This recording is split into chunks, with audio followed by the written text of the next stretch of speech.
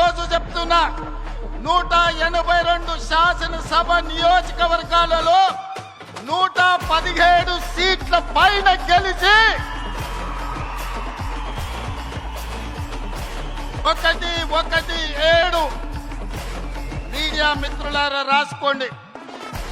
117 అంటే 117 శాసన సభ్యులను గెలిపించుకొని రెండవసారి తెలంగాణ రాష్ట్రంలో ప్రజాపాలనను కాంగ్రెస్ ప్రభుత్వాన్ని గెలిపిస్తాం. రాముడు మీద, భద్రాచలం రాముడు మీద ఆనా. ఇది ఖమ్మం కాంగ్రెస్ కార్యకర్తల మాట. కాసుకో చంద్రశేఖర్ రావు, నువ్వు, నీ కొడుకు, నీ అల్లుడు, నీ బిడ్డ, నీ చుట్టాలు, నీ భజన పరులు,